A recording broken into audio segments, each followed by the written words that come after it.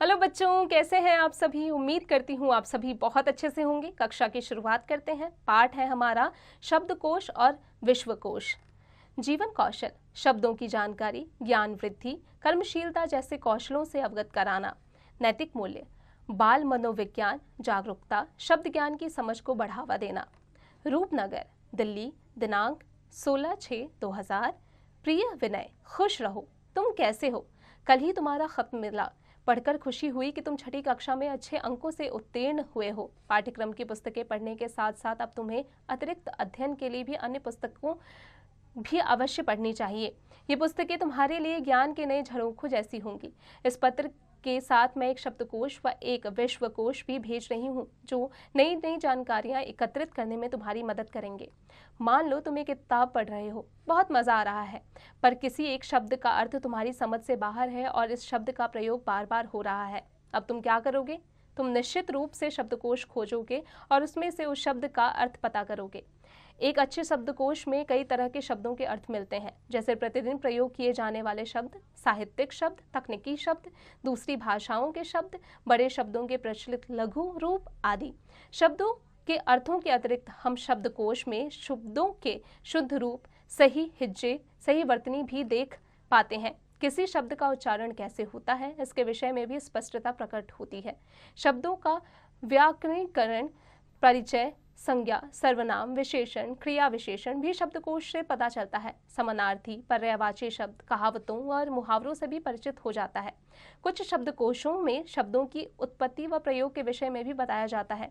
तुम्हें पता है कि द ऑक्सफोर्ड इंग्लिश डिक्शनरी को तैयार करने में लगभग 40 वर्षों का समय लगा और आज सभी स्थानों पर इस शब्दकोश को मान्यता प्राप्त हो गई है। सन 1885 ईस्वी में इस डिक्शनरी पर काम शुरू हुआ और सन 1926 में यह बनकर तैयार हुई। इस डिक्शनरी में 4 लाख से भी अधिक शब्द संग्रहित हैं। द ऑक्सफोर्ड इंग्लिश डिक्शनरी का संक्षिप्त रूप कॉनसाइज ऑक्सफोर्ड डिक्शनरी के नाम से उपलब्ध है और बच्चों के लिए इसका एक अति संक्षिप्त व लघु संस्करण चिल्ड्रंस डिक्शनरी के रूप में देखा जा सकता है। अंग्रेजी भाषा का शब्द डिक्शनरी लैटिन भाषा के शब्द डिक्शनेरियम से बना है, जिसका अर्थ है कहना। संभवतः यह माना जाता है कि सर्वप्रथम ग्रीस व रोम के लोगों ने शब्दकोश तैयार किए, किंतु उन डिक्शनरियों में अपेक्षाकृत कठिन एवं कुछ विशेष शब्दों का ही जिक्र था। सन 1604 ईस्वी में रॉबर्ट कॉड्रो, जो कि एक स्कूल मास्टर थे, उन्होंने a table alphabetical of high words नाम से अंग्रेजी भाषा की एक डिक्शनरी तैयार की। सन 1721 ईस्वी में नेथन बेले नामक एक व्यक्ति ने अंग्रेजी की डिक्शनरी तैयार की। यह एक साधारण सी डिक्शनरी थी। सन 1775 में प्रकाशित अंग्रेजी शब्दकोश a dictionary of English language को विशेष सराहना प्राप्त हुई। यह सैमुअल जॉनसन की कई वर्षों की कड़ी मेहनत का शानदार परिणाम था। 2 खंडों में प्रकाशित इस डिक्शनरी के रचयिता को फादर ऑफ इंग्लिश डिक्शनरी का खिताब दिया गया। नोआ वेबस्टर ने 26 भाषाओं के गहन अध्ययन के पश्चात लगभग 28 वर्षों में सन 1828 में 70,000 शब्दों सहित डिक्शनरी प्रकाशित कर सभी को चौंका दिया। वर्तमान में इसके अनेक संशोधित संस्करण प्रकाशित हो चुके हैं। हिंदी भाषा में भी अब कई शब्दकोश उपलब्ध हैं और हिंदी से अन्य भाषाओं में भी अंग्रेजी, हिंदी का एक प्रमाणिक शब्दकोश जो कि डॉक्टर कामिल बुल्के का है, वह सबसे अधिक लोकप्रिय हुआ। हिंदी भाषा में भी तुम्हें रुचि लेनी चाहिए। हिंदी हमारी राष्ट्रभाषा है। शब्दकोश की इस तरह एनसाइक्लोपीडिया भी जानकारियों के क्षेत्र में एक महत्वपूर्ण दस्तावेज है। अगर शब्दकोश में शब्दों का खजाना होता है तो एनसाइक्लोपीडिया में ज्ञान का खजाना होता है। हिंदी में इसे विश्वकोश कहते हैं क्योंकि इसमें दुनिया की तमाम चीज़ों की जानकारी मिलती है। विज्ञान, कला, साहित्य, भूगोल, इतिहास आदि किसी भी विषय की सही व ठोस जानकारी हेतु एनसाइक्लोपीडिया बहुत महत्वपूर्ण है। एनसाइक्लोपीडिया ब्रिटानिक या अमेरिकाना में विश्व भर की जानकारियां विस्तृत रूप में उपलब्ध हैं।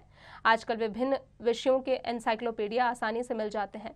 विज्ञान में रुचि रखने वालों के लिए एनसाइक्लोपीडिया ऑफ साइंस, भूगोल में रुचि रखने वालों के लिए एनसाइक्लोपीडिया ऑफ ज्योग्राफी अलग से मिल जाते हैं। विश्वकोश कई जिल्दों में रखा जाता है। प्रायः एक अक्षर के लिए एक ही जिल्द होती है, लेकिन X, Y, Z अक्षरों के लिए एक ही जिल्द पर्याप्त होती है। बच्चों के लिए तैयार किए गए एनसाइक्लोपीडिया में भाषा अपेक्षाकृत सरल व बोधगम्य होती है। Children's Britannica, black children's encyclopaedia, Oxford junior encyclopaedia बच्चों के लिए बहुत लाभदायक हैं। एनसाइक्लोपीडिया ब्रिटानिका हिंदी संस्करण भी सरलता से उपलब्ध है। विनय, अगर तुम चाहते हो कि सीडी के रूप में एनसाइक्लोपीडिया भेज दूंगी।